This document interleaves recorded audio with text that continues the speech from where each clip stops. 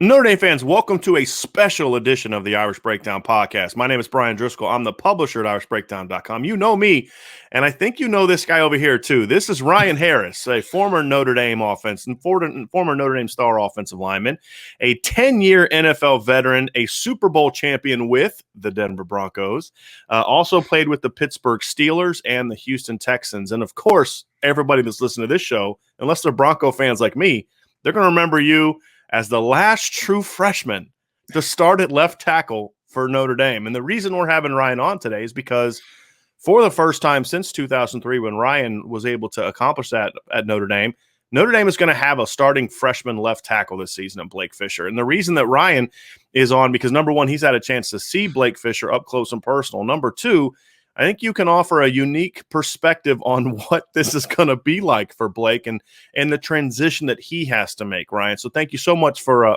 joining us today. Hey, great to be with you, Brian. You know I love talking to you, man, especially about football. So I'm happy to be here. Well, let's dive right in, Ryan, and let's talk about Blake Fisher. Obviously, highly ranked recruit, was a Rivals 5-star recruit.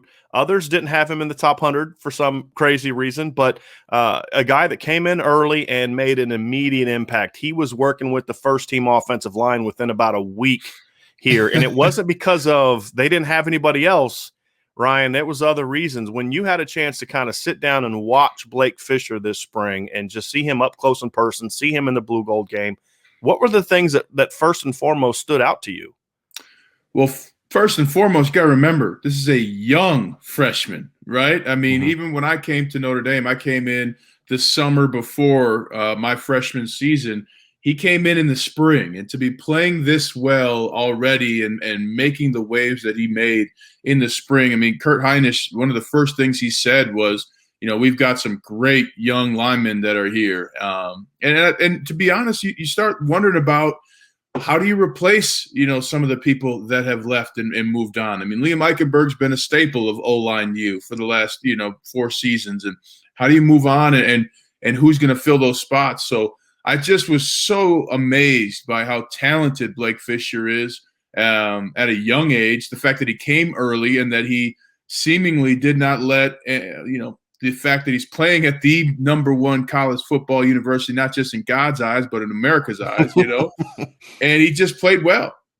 But I think the one thing people are overlooking too is, Blake Fisher, Quinn Carroll growing up and getting healthy. I mean, this adds versatility because Jarrett Patterson was going to have to, and still might, play a couple positions. But now you have the option to keep what I believed was the best center in college football last year at his position, if that's what's best, and continue to give versatility to other players, opportunity to other players. But Jarrett Patterson is going to be that leader, and he's going to have a lot of fun playing with Blake Fisher.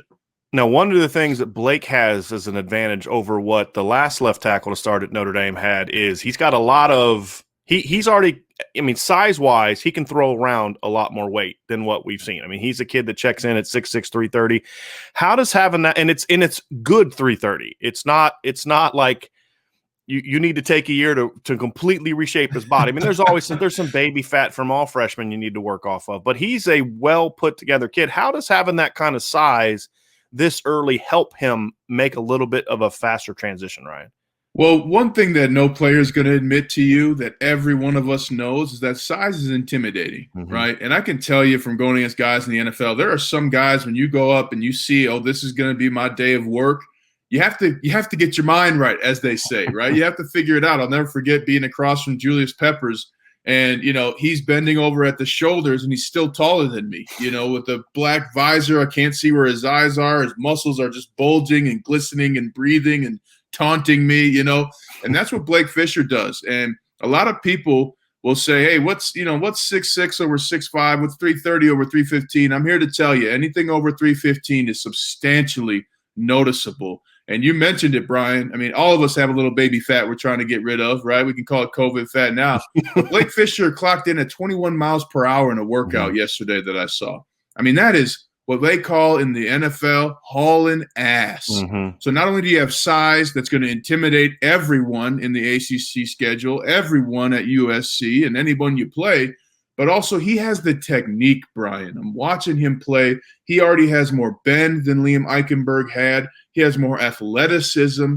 He has a little bit of that urgency, and he has what I call the salty dog. And that's kind of, and Jarrett Patterson's got that. Robert Hainsey had that.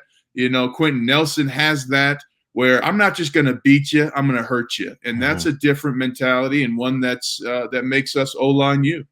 You've kind of hit on four different very important topics to an elite offensive lineman. Obviously size, but that's not necessarily a necessity. Robert Hainsey didn't have great size. Jared Patterson doesn't have great size. I didn't have great size. Yeah, exactly. Yeah. But that's obviously checks one box. You talked about the demeanor, the tenacity, the attitude. That's another one. Check that. And we've seen that from Blake for years.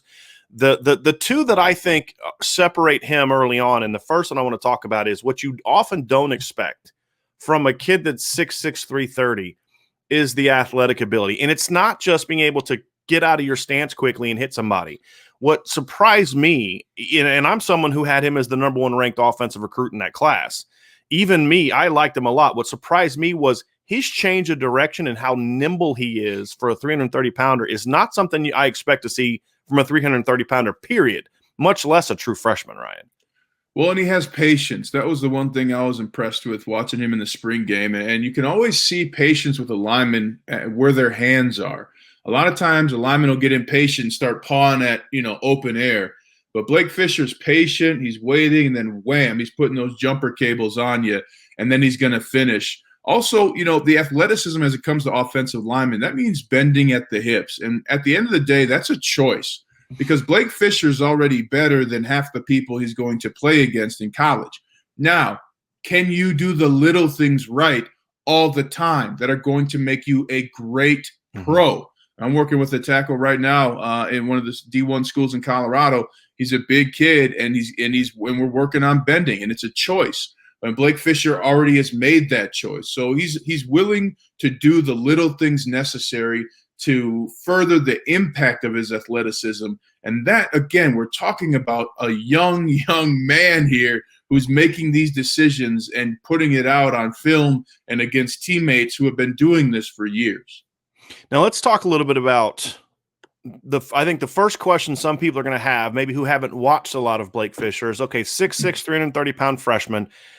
Yeah, he's going to be able to handle power play, right? Someone's size. But how's he going to handle the speed, the athleticism off the edge, Ryan? When you think about that and you project him to playing against, you're going to have George Karlaftis from Purdue, and you're going to have some of these, Florida State's going to have some athletes and things like that. How do you project him being able to handle that part? I think I know what your answer is going to be, but I'm curious to hear you explain, how's he going to be able to answer those questions that some people who maybe haven't seen him a lot are going to have more of them.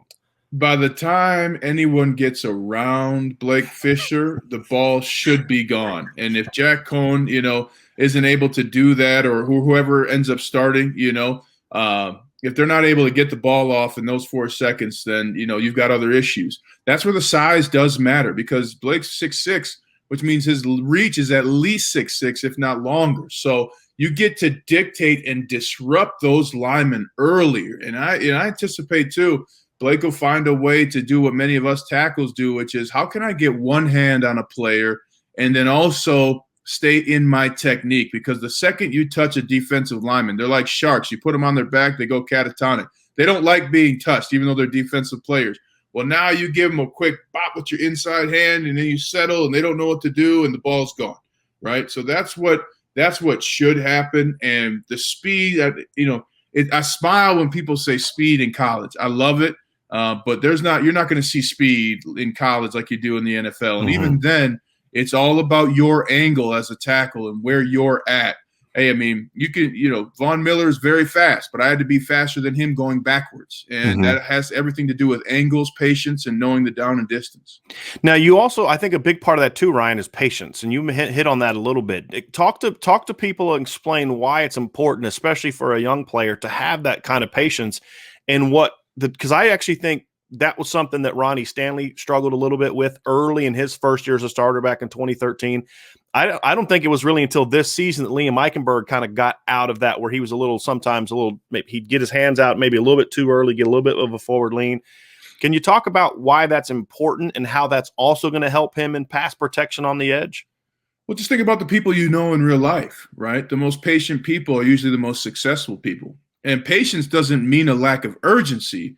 Patience just means I have total belief. And when you come into when you cross that line, you're going to get taxed, right? But I'm not going to do that. I'm not going to do your job for you. And a lot of times in offensive line play, especially with younger players, when you punch earlier, your shoulders will come forward. You'll stop your feet, right? You won't have a strong outside hand. Well, when you have patience, you're in your technique, and one of the things patience does is it throws off defensive linemen too. Because, like, for example, if you come over to my house, Brian, and I open the door slowly, you're gonna be like, "What the hell is he doing?" Well, that thought process right there. Well, now I slam the door on your foot, and you're screaming outside of my house. I'm laughing inside, and then I open the door and let you in. Right? That happens on the football field too.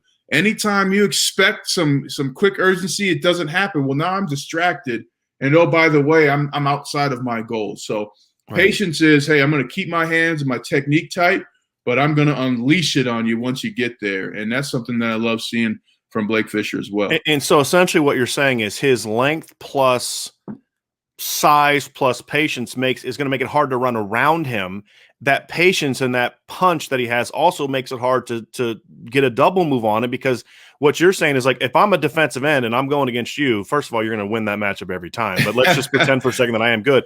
If Von Miller's going against you and you've gone against Von Miller as a player and in practice, he wants to set you up. He wants to get you going somewhere. And then once you overreact to that, that's when that double move happens. But if you're patient, then there is no double move. He's going to run right into you.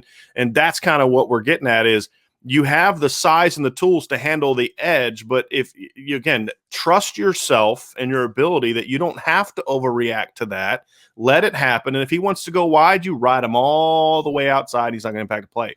But then at least, like you said, angles and all that's going to help him with those double moves. And that's going to be the interesting thing, because I think that's where people are going to try to test Blake Fisher early. I think coaches are going to be smart enough to know, like you said, this kid's going to be too big and long to just run around.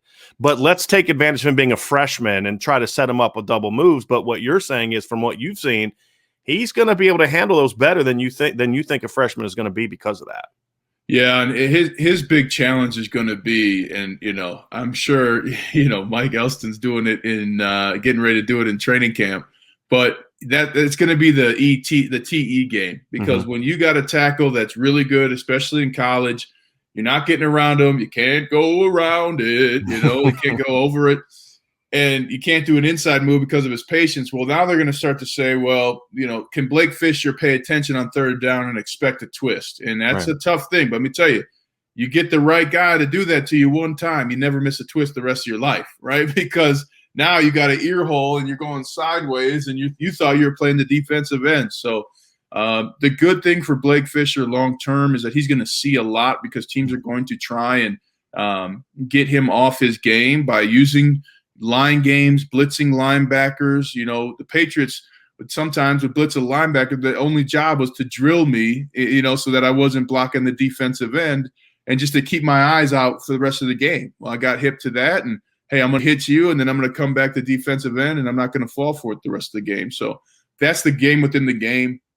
That's going to come quickly for Blake Fisher in terms of the teams that are going to show that to him.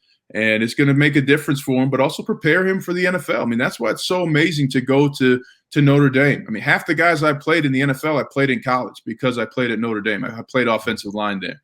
And, not only do we make it to the NFL, the most in any school's history, but we stay and we win championships. And it's because of what Blake Fisher will encounter, not only the competition on the team, but how people are going to try and beat you throughout the season in the various different leagues you're going to play.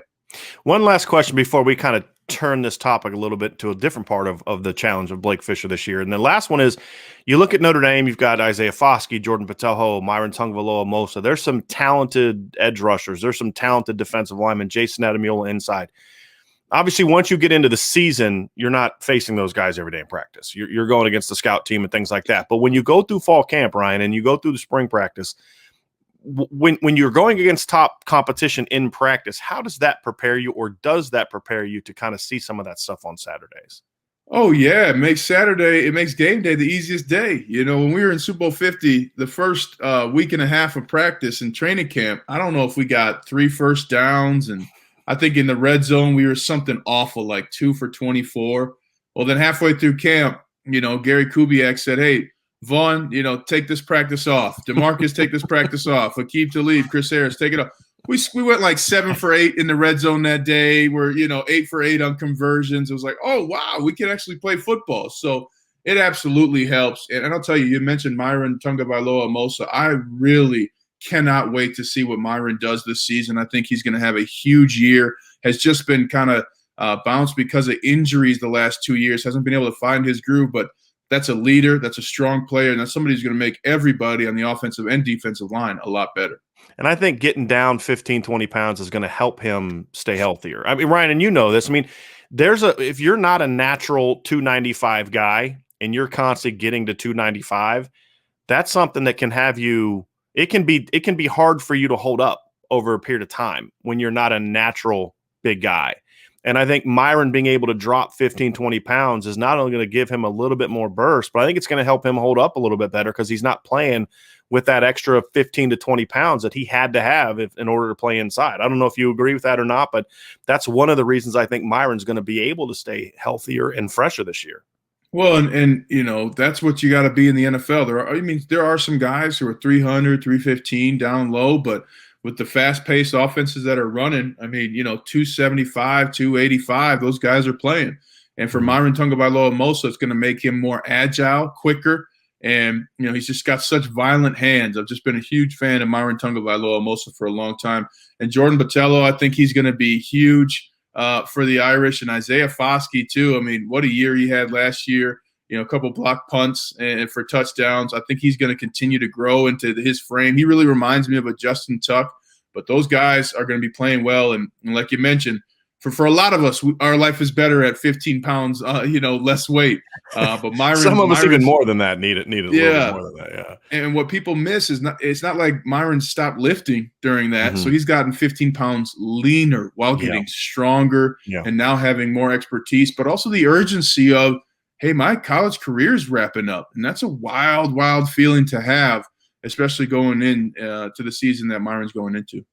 Let's shift gears and talk about a different aspect of this, because I think playing as a freshman at Notre Dame presents a unique challenge beyond just being a freshman offensive lineman at Notre Dame. There's also the aspect of you don't really get that warm-up year that a lot of college freshmen get, where you're basically taking all your entry-level classes, which are repeats of your senior year of high school. He's going to have to step into a situation where you're playing Florida State, Purdue, and Wisconsin like within your first month of the season. And, you're part of a new starting offensive line and all those type of things. And you're a left tackle. There's going to be all this hype and pressure on him. And yet he still has to handle a workload that's going to be unique for what most kids go through, Ryan. What are some of the challenges like that? What are some of the things that Blake has to deal with beyond just, I got to get ready to go block George Karlaftis or the guys at Wisconsin? Well, time management, number one. Number two, never learn your opponent's name. Forget that guy. He has a number. Wear that. Find where you're going to hit him. And, doesn't matter who you're playing. You can kick their, you can kick their tail, right? So those are the kind of little things, time management. My son asked me the other day when he was wrapping up school, he said, "Dad, how hard did you work in college?" I said, "You know what? I worked so hard, I'll never do it again." And his eyes were like, "What?" You have a lift at 7, you have class at 8:30, you've got, class ends at 2, and then you've got practice from 2 to 3:30. I think they're practicing in the morning now. So you got class all the way until, dinner, and then all of a sudden you got to study and you wake up and do it again.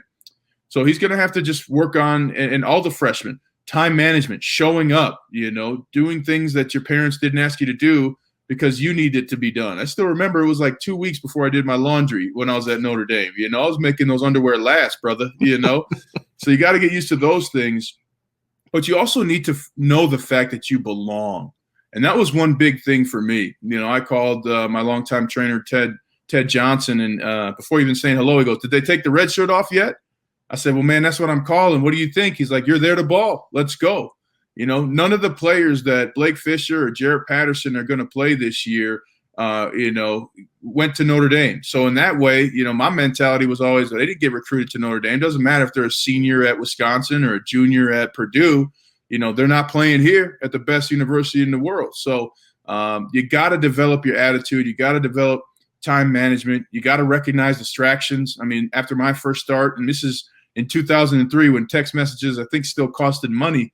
I got over 97 text messages, for the first game that I had started. People I hadn't heard from in years. But those people do not matter. What matters are your teammates. What matters is getting class done. And the good thing for Blake Fisher is he's been here for the spring semester. It's a tremendous benefit for players to come in a little early. You get the spring semester to kind of see what life is like. Then you get a summer of classwork too. And one of the things that I really liked towards the end of my career at Notre Dame was, taking I think it's the minimum you can take is 18 classes or 18 credit hours or something like that, instead of a full 22 or 24. I forget the numbers. But it's a little, they count them differently a little bit now, but yeah, I mean, you have to take minimum 12, but in a semester, and then 24 over the course of a year. Yeah. So to me, Blake Fisher, you can go ahead. Hey, you got a semester of spring, get 2 classes in summer. Not only are you graduating earlier, but then you can take 12 credits in the fall. You can take 12 credits and go that route. And then all of a sudden, you can add up and do 16 credits if you want in the spring. And then, oh, by the way, summer again. And heck, you can graduate 2.5, 3 years. You got that kind of schedule. So time management, recognizing distractions, and knowing you belong. That's what matters. Last one on Blake for me, Ryan, was there a moment when you were a freshman? Obviously, you go through practice and you're hitting the same faces and the same numbers every day. Was there a moment during your freshman year where you kind of said, yeah, hey, I can do this? Was it during practice? Was it when you first kind of had to go against an opponent? Like, when was that moment for you? When does that moment tend to happen for young guys who are playing early on? It happened in practice about 8 days into my first training camp. Kyle Budenzack was kicking my ass, man. I mean, I was getting beat down by him and Brian Bidash and Justin Tuck. And these guys were just destroying me. And I finally went back one night and I was reading the Book of Five Rings, a great book that I read throughout my entire career in the NFL. And it just talked about having a singular focus and striking with the intent to destroy your enemy. And so the next day we had half-line practice. And Kyle Budenzack, had he done anything that he had done the previous 8 days, I'd have been falling on my face. But I dug deep. I went low. I found my contact, and I just struck anticipating contact, knocked him back. And to me, that was the beginning of, oh, yeah, not only does my past not indicate my future, but I can create it with my mindset, my attention to detail. And I can even beat this senior in this one drill. And so for me, beating Kyle Budenzack in one-on-one run drill in my 8th day of practice, that was when I knew I belonged. I lied. I have one more question for you, Ryan. What is it like for a freshman? The first time for you, it was September 6th, 2003. The first time you run out of that tunnel in front of a full Notre Dame crowd, ready to go play your first Notre Dame football game. What is that moment like? I mean, you did all this work. You had 20 plus. It was almost like, 28 practices back then? It was like 28, 30 practices back then. Yeah. You're going through all these different things. What's that moment like when you first run out of the tunnel and you've got, was it like 70-some thousand screaming people and all those types of things? What is that moment like? Well, first you realize how loud the band is, right? Like you've been in high school, right by them. Yeah, I mean, it's like bam, you're walking out and there's crowds, but that band is right there, and the best band in the land, right? But I tell you what, it's this moment where you pass a threshold, and we've all had moments like that, and sometimes they are silent, and oftentimes in an NFL or a football career, they are very loud. And as soon as you clear that sewer hole that's got 17 slits in it for you to trip in, you start running out and you can just feel like you're entering your dream. And that doesn't change the entire time you're at Notre Dame. You are making a commitment. And when you cross that between that sewer top and the turf, you are going into your dream. You can feel it. You can sense your family there. The band is so loud. You never heard a trombone so loud in your life. They got tubas and flutes. And, oh, by the way, the most beautiful crowd you've ever seen in the most beautiful stadium. So it's a moment, and it's a moment that, you know, even in the NFL couldn't be replicated. And it's a moment that I enjoy watching as an announcer on Notre Dame radio, to see those guys come out and pump their arms and get hyped, because it's a moment unlike anything else in this world. Ryan, thanks so much for joining us today. Really appreciate your insights on Blake Fisher and what he's going through. We'll look to have you back again sometime, and we'll talk some offensive line and some other topics here again, Brian. But thank you so much for joining us today.